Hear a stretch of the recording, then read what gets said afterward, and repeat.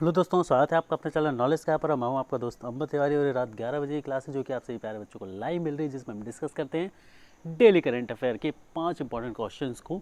और ये क्वेश्चन जो हम डिस्कस कर रहे हैं इसमें हम 2000 से ले 2000 मोस्ट इंपॉर्टेंट क्वेश्चन आप सभी के साथ डिस्कस करते हैं, जिसमें हम 2019 और 2020 को कम्प्लीटली ले रहे हैं। मैं आपको बता दूं कि नॉलेज स्काई चैनल पर सभी कोर्सेज कम्प्लीटली फ्री अवेलेबल हैं। हम यूपीएससी ईपीएफओ, यूपीएससी सीएपीएफ और यूपीएससी सिविल सर्विस एग्जामिनेशंस की तैयारी करवा रहे हैं इस चैनल पर, जो कि कम्प्लीटली फ्री ऑफ कॉस्ट। हमारे हाई क्वालिटी कंटेंट के वीडियो जो कोर्सेज हैं वो कम्प्लीटली फ्री अवेलेबल हैं। एक बार आप प्लेलिस्ट ज़रूर जाएं, मैं वादा करता हूं कि आपको प्लेलिस्ट का टाइम नहीं मिलेगा, ठीक है, बाहर निकलने का। ठीक है, सो प्लीज़ एक बार प्लेलिस्ट ज़रूर विजिट करें आप हमारी। तो चलिए स्टार्ट करते हैं हमारे क्वेश्चंस को।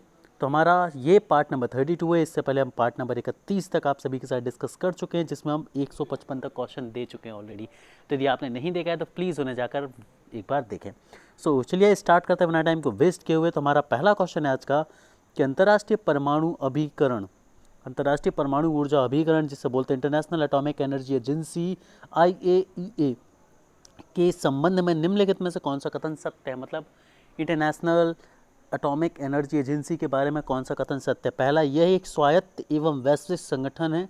इसका उद्देश्य परमाणु ऊर्जा का शांतिपूर्ण उपयोग सुनिश्चित करना है। दूसरा, यह परमाणु ऊर्जा के सैन्य उपयोगों को रोकने का प्रयास करती है।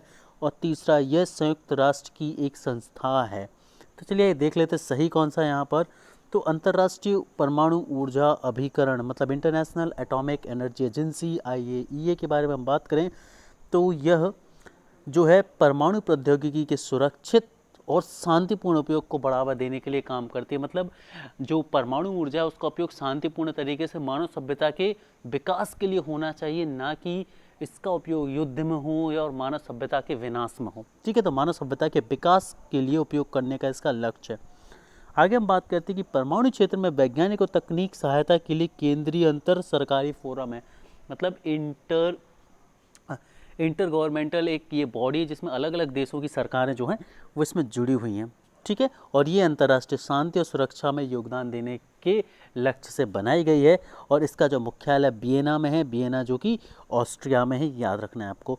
और सीधे सीधे संयुक्त राष्ट्र संघ के अधीन तो ये नहीं है, लेकिन ये संयुक्त राष्ट्र महासभा और सुरक्षा परिषद को अपनी रिपोर्ट देती है। मतलब ये एक अंग तो नहीं है संयुक्त राष्ट्र का, परंतु इसे अपनी रिपोर्ट सौंपनी होती है संयुक्त राष्ट्र संघ एवं संयुक्त राष्ट्र की सुरक्षा परिषद को, यूनाइटेड नेशन सिक्योरिटी काउंसिल को।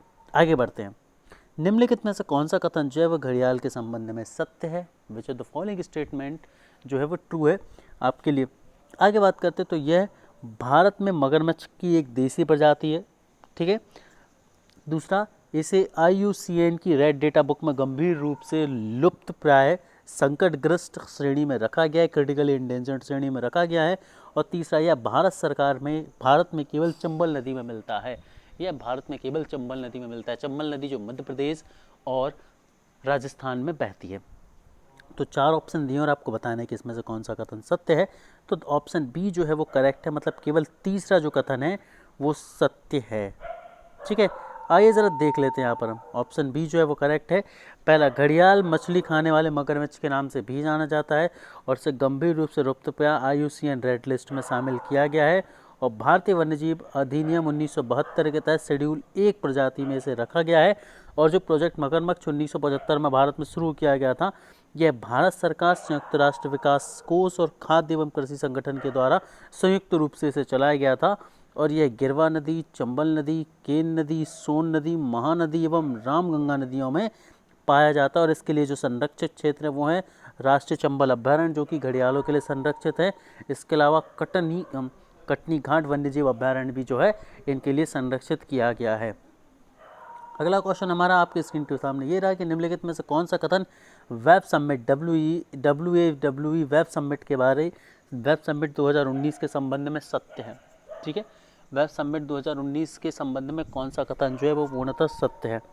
पहला, इसका आयोजन अखिल भारतीय तकनीक शिक्षा परिषद और Indian Institute of best management द्वारा संयुक्त रूप से किया गया है।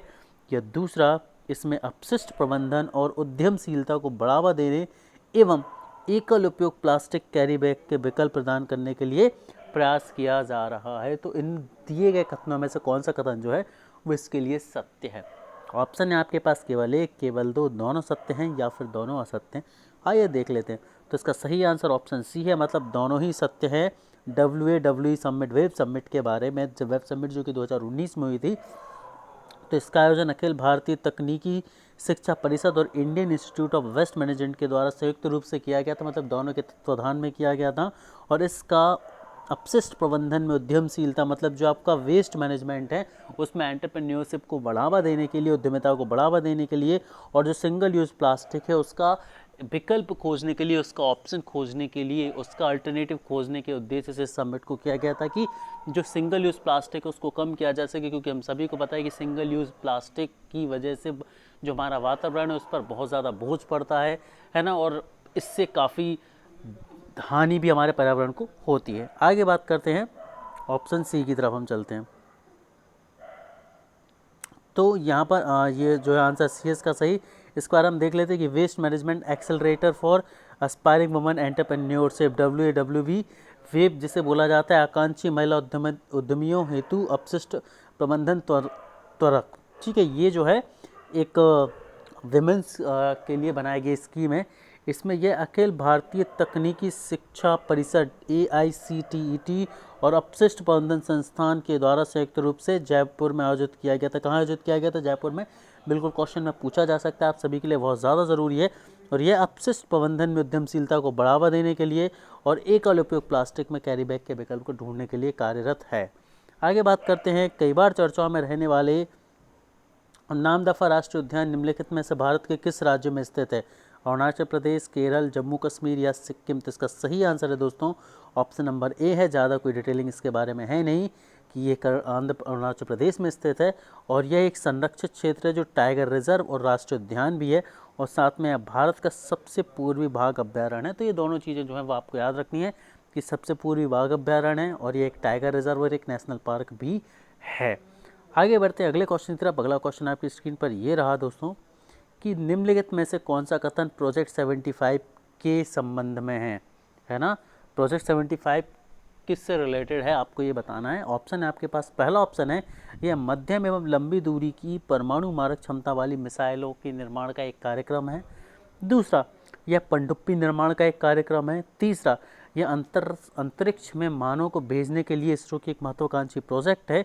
या फिर चौथा, यह मंगलयान 2 के लिए भूमि तैयार करने हेतु एक प्रोग्राम है। तो देख लेते हैं, ऑप्शन बी सही है। ऑप्शन बी था, मतलब है पनडुब्बी के निर्माण हेतु, सबमरीन के प्रोडक्शन हेतु एक स्कीम है, एक प्रोग्राम है। तो प्रोजेक्ट 75 के बारे में थोड़ी सी डिटेलिंग आप सभी को मैं बता दूं, जो कि आपके एग्जाम के पॉइंट ऑफ व्यू से काफ़ी ज़्यादा इंपॉर्टेंट है। कि पहला, ये Mazagaon dock shipyard limited MDL Mumbai द्वारा स्कॉर्पियन वर्ग की 6 पनडुब्बियों के निर्माण के लिए किया जा रहा है प्रोजेक्ट 75।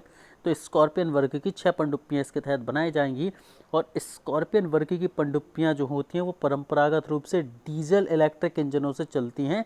ठीक है, और यह फ्रांस तकनीकी हस्तांतरण इसमें सहायता कर रही है। और आपको याद रखना होगा कि जो 6 बनेंगे उसमें कलवरी, खंडेरी, करंज, वेला, वगीर और बागसीर हैं इनके नाम दोस्तों। तो यहाँ पर दोस्तों हमारा पार्ट नंबर 32 खत्म होता है। मैं उम्मीद करता हूँ कि आपको ये सीरीज़ पसंद आ रही है। प्लीज़ अपने व्यूज़ जो हैं वो लाइव चैट के थ्रू मुझे बताते रहें। Thank you guys, thank you very much, keep watching us.